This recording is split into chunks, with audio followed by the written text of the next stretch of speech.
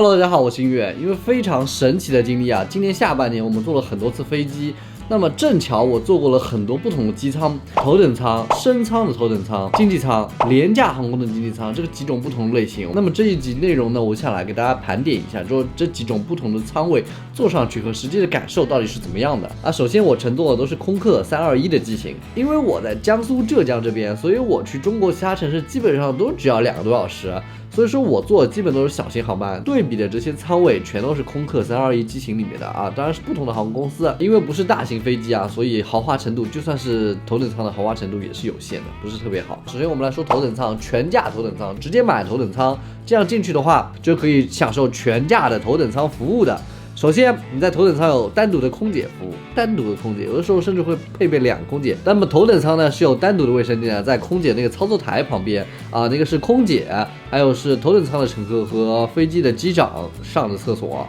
后面的经济舱乘客是不能上的。那还有单独的餐食，这个大家都知道，头等舱吃的肯定是会比经济舱好一点。但是呢，有一些航空公司呢，现在转变为干食了，就不提供面食啊和饭了，他们都提供一些饼干啊，还有小蛋糕啊什么。但是就算是这样，头等舱的餐食还是要比经济舱的餐食好。那么第二个啊，座椅空间，那座椅空间肯定是大家最想看到的，对不对？因为头等舱真的座椅空间很宽敞，大家现在看到这位朋友有200斤，没错，200斤，他都可以翘个2郎腿啊，非常的舒适。然后座椅呢是比较软的啊，比经济舱座椅要软一点，但是真的有那种传说中那个芝华士沙发头等舱那种没有那种舒适度啊，没有那种舒适度。座椅靠背往后的角度呢会更大一点啊，不像经济舱座椅靠背往后的角度不是很大，但是呢，因为我坐的还毕竟是321机型，所以它的头等舱还不是特别靠。你要坐到那种超级的大飞机啊，那种大型飞机，头等舱是整个可以直接躺下来的啊。我以后有机会坐的话，可以拍给大家看。头等舱可以快速的安检啊，上飞机下飞机都是第一个走的，好不好？这个大家都知道，对不对？还有一个是在机场等飞机的时候，头等舱是有单独的休息室的。单独的休息室里面有什么东西呢？小机场跟大机场不一样，每个机场都不一样哈。里面呢基本上是就是一些比较单独私人的位置啊，还有一些可能会有一些沙发，然后里面呢都是吃的喝的零食基本都有，基本全部免费。但是呢，像我在无锡机场啊，小机场嘛，大家都知道这个吃的东西不是很多，所以给了一些零食。所以那次我在无锡机场坐头等舱的时候就特别的饿，所以我只能吃了1碗泡面，而且它的泡面是特小杯那种啊，不是市面上看到那种普通泡面。头等舱的单独餐食是有不同的，反正吉祥航空头等舱那个饭我是吃过最好吃的啊，一点都不难吃，真的很好吃啊，不过分量比较少。但是你如果真的吃不饱，还是可以问空姐要一份的。OK， 现在我们说一下升舱头等舱。什么叫升舱头等舱呢？就是说我本来买了经济舱舱位，但是呢，我想坐头等舱啊，于是我决定从航空公司 APP 的渠道去升舱，把经济舱升到头等舱的位置，或者说我直接去机场的柜台办理。那其实这个来说的话，一般算下来会比直接买头等舱要便宜那么一点点，但是呢会少几个东西啊。我跟大家说一下，升舱之后头等舱呢是没有休息室的，餐食呢是普通舱位的，这就很尴尬啊。我上次坐吉祥航空头等舱，但是我升舱了，因为我老婆买了头等舱，然后我想算了，我自己也升一升舱陪她吧，然后我就升舱了头等舱。但是后来发现升舱头等舱是吃的普通餐食，你知道吗？就很尴尬，但是也要比经济舱的餐位好。它虽然说是跟经济舱一样的餐食，但是实际我尝了之后这个还是比经济舱丰富一点啊。但最尴尬的是呢，就是空姐会过来在你旁边蹲下，先生你好，因为你买的是升舱的，我们这边可能只能给你提供到经济舱舱位的餐食你有这个什么什么可选择然后我就很尴尬，虽然空姐的声音很小，但是旁边人肯定听得见的我都不敢眼睛往旁边人说这个人没钱想装逼，就是当时很尴尬了。所以其实升舱头等舱跟实际买头等舱价格差了不大了，100-200块钱，所以大家想坐头等舱还直接去买好了我见过600块钱头等舱，600块钱头等舱，哇，真的好便宜那个一般头等舱的价格呢是经济舱的3倍，500块钱的经济舱，头等舱应该是1500左右。头等舱再牛逼，也只能跟高铁2等座比，对不对？跟坐火车的商务座完全不一样，好不好？大家如果想听的话，我下次可以去拍火车商务座，因为商务座我坐过很多次的火车的还是很舒服的。现在我们说到经济舱经济舱呢，就是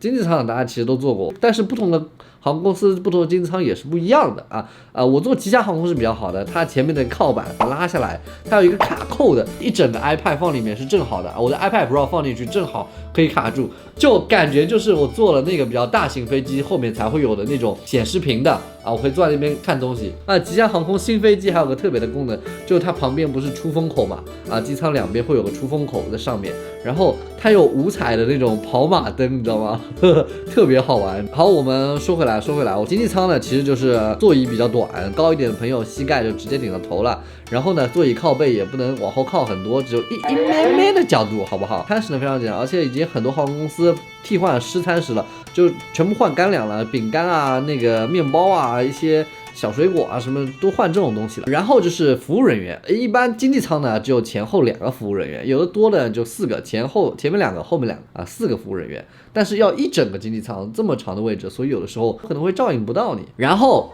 啊，经济舱只有单独后面1个厕所，那当然可能会有些大飞机中间也会设置厕所啊。我没有坐过大飞机，我不知道。你在飞机上想上厕所的时候，真的得很急，一直回头看啊，厕所空了没有？啊，厕所空了没有？就因为经常会有人去上厕所，而且飞机要上去飞平稳了，说啊，我们现在可以上厕所，我们现在可以啊，然后要下去半个小时又啊，我们现在不可以上厕所了啊，因为飞行时间一共就2个小时，前半个小时没了，后半个小时没了，中间吃饭，根本没多少时间上厕所，所以上厕所那个时间，经济舱厕所就特别挤。还有一个东西呢，就是飞机中间呢有一个那个安全通道啊，安全通道那个位置会比一般的经济舱更大一点。但是你在值机的时候，你会发现手机上值机经常值不到那个座位，其实那个座位是要在机场实际登机的时候才能选的啊。就比如说我跟我朋友2个人去登机的时候，他们看我们2个男的嘛，可能有点力气，坐在那个安全出口会比较方便啊。万一有什么事，2个男的操作起来也更加方便嘛，对不对？所以你如果想坐那些安全出口的经济舱舱位的话，我建议你可以早一点去机场登机，然后直接跟他说我想坐这个位置。一般来说，你身体健康，不要太弱小，一般会让你坐在那边，对不对？它也是为了安全考虑嘛。还有一个比较特别的就是，如果你是残疾人，或者说行为上有不方便或者老年纪人，他可以给你另外单独安排在比较方便下飞机靠前的位置。最后说个最糟糕的这是我刚刚做过，大家都知道帝都航空刚刚做过的廉价航空公司，我真实去查了，一共有4家廉价航空公司，一个春秋航空公司，大家都知道廉价航空公司吧。第2个我做的帝都航空公司，还有个叫什么祥鹏，还不是祥那个航空公司，还有个九元航空和春秋大家会比较熟悉啊。这4家是那个廉价航空公司啊，就是服务比较那个的嘛，好不好？我们来说一下，吃的喝的全都没有，花钱买，价格呢跟机场差不多，一份饭大概45块钱左右啊。我做那个45块钱啊，我觉得价格差的不是很大。然后整个舱位全都是经济舱，没有商务座，但是有的比较特别，会出一个尊享经济舱啊，其实他妈的还是经济舱啊，这跟普通经济舱是一样的啊。空间小，空间肯定小，对不对？空间这个大家都看到了啊，基本就到这样了。然后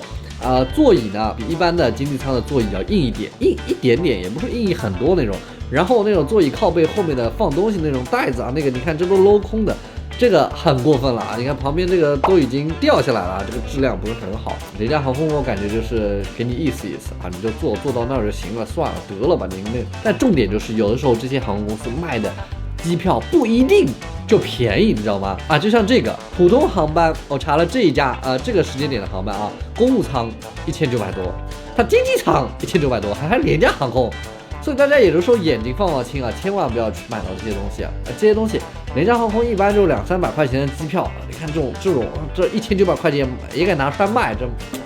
真牛逼。然后还有空姐会卖货啊，廉价航空公司你看机票不赚钱，交个朋友对不对啊？那当然卖点货了啊，我卖货也不赚你钱，便宜啊，口红便宜啊，防水背包便宜啊，不赚钱，交个朋友。有一个点就廉价航空上飞机的位置一般在整个机场的比较边边角角，就是你得走很多路你才能上，因为中间比较方便的位置都留给了那些其他的航空公司，就这个最边角你才能上那个航空。好，那就是我总结的今年下半年我正好坐了很多趟飞机，这么多趟飞机的那个头等舱、升舱头等舱、经济舱和廉价航空经济舱这4个不同的类别，好不好？如果大家还有什么其他问题的话，可以上我的私信里去问我，好不好？那么我是音乐，如果你还喜欢这期内容的话，一定要点赞3连。那我们下期再见，拜拜。